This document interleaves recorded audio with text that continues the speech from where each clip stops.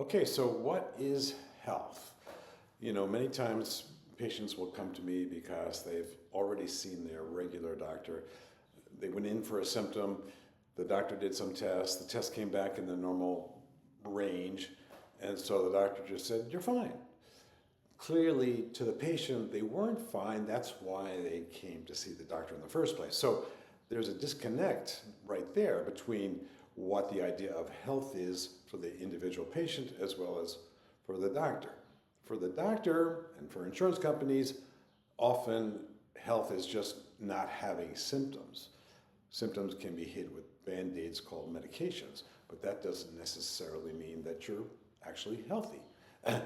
So the Western definition of being free from illness or injury is really not, in my mind, appropriate or accurate.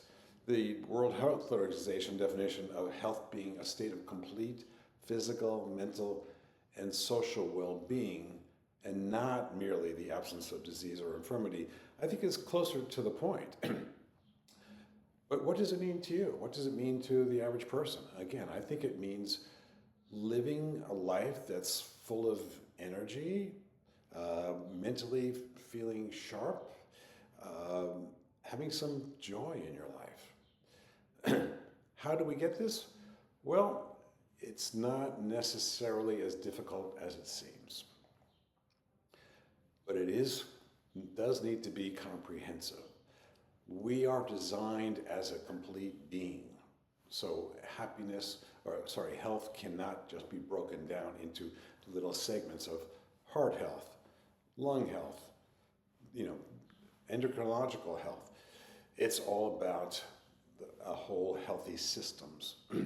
So in order to have that state of total health, you need to take a more comprehensive view. We need to look at nutrition. We need to look at exercising. We need to get enough quality sleep. Hormonal balance is important.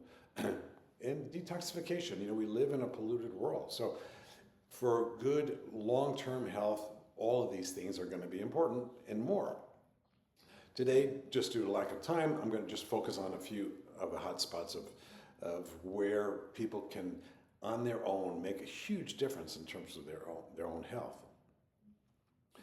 Nutrition, as I said, maintaining a healthy weight is key. Exercise, hormonal balance, and detoxification are really the easiest things for people to address on their own. Before I do that, I'd like to introduce you to the world's best doctor, and that is yourself. Why? Well, because you actually have been born with everything you need for excellent health. Your DNA is the blueprint for everything that goes on in your body your entire life. And if it's used properly, it can really deliver fantastic results. The problem is you need to use it properly. You need to do what I call read the instruction book. That is the activities and lifestyle that is going to give you the best expression of your DNA. Nature truly has the answer. The problem is that nature developed those answers a million years ago when life was very different than the way it is now. Our ancestors were hunter-gatherers. Their idea of entertainment was looking at the stars at night, hanging out with their kinfolk. They weren't on social media. There was no ChatGPT. There was none of that, right? And in terms of their choices, their dietary choices were determined by what food they could find. So things were very much simpler, and the point is that simple lifestyle has been baked into our DNA to give us the best expression. The idea is just as if your car is, a sports car, a Ferrari. If you were to have a Ferrari and put extra virgin organic olive oil in the tank, that Ferrari's not going to run, right? There's nothing wrong with the olive oil, but it's not what the Ferrari is designed for. And so much of what we do these days is not consistent with what our ancestors' life was, and so it's not the way we were designed to live. Not that there's anything wrong with it, it's just not what we were designed for. And for many people, especially moms who are trying to be the center of the family, which typically women still are, even though we're supposed to have this equal society, doing that, but also trying to have a successful business, it can be a lot, right? And aside from the fact that you're maybe trying to run a business, life these days is even very different from when I was a kid. I mean, 50 years ago, or even a little bit more, my mom would send us out the door, and say, okay, be home when the lights go on, These days, just due to the changes in our society, we can't do that. We have to take our kids to school. We have to take them to activities. We have to help them with their homework. So there's so many more demands on, especially women's time, that everything adds up to a tremendous amount of things that a woman has to deal with. And so for many people, getting to a place of better health is not about adding more things that you need to do. It's about removing what you don't need. We just fill our lives up with things that we think we need to do.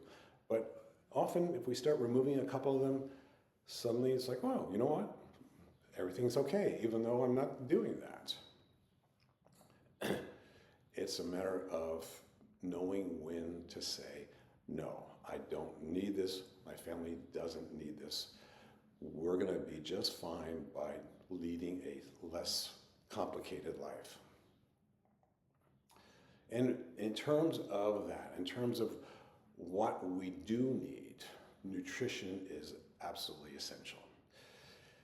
Now, again, the idea is that our ancestors ate what they could find at that time of the year in that particular location.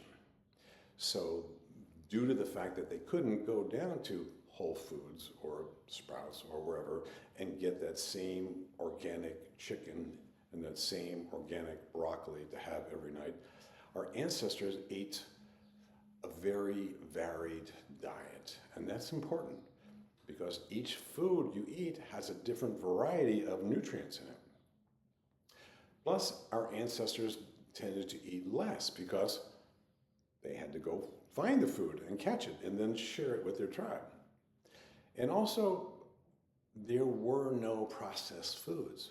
There was only foods with one ingredient, pig, broccoli, lettuce, apple. There were no additives, no processing involved. So our ancestors' life, nutrition was very different than what we are able to eat these days. And that, again, leads to how the genes get expressed, which leads to the potential for better health or worse health down the road. What foods are going to give the best gene expression? And towards this end, you want to listen to your gut. The idea is that the microbiome, which are the bacteria in your gut, in the trillions, play a large role in terms of your health. This idea that some people have that, bacteria are bad, you want to sterilize everything is really a mistake. The fact of the matter is you can't live. Life is not possible without those bacteria. They help us digest our food, help us absorb our vitamins and minerals. They help us keep our immune system strong. They play many, many roles which are essential. So you want to pay attention to your microbiome. Our microbiome does well when it gets a variety of foods, including some plants and fruits, because the large majority of that microbiome lives on fiber. Fiber only comes from things that are plant-based. So the idea of being a carnivore may be fine in the short term, but long term you're going to be starving your friendly microbiome, which is not going to be good. So in terms of our instruction book that's baked into our DNA, the key takeaways are: one, eat less. We eat so much. If you're not hungry, don't eat. There's no reason why you have to eat 3 meals a day. Eat everything. In other words, eat a wide variety. Our ancestors ate over 100 different foods every year just because they had to eat what happened to be available at that time in that location. And eat in moderation. Eat slowly, enjoy your meal, give your body time to realize that you're full. You don't need any more food.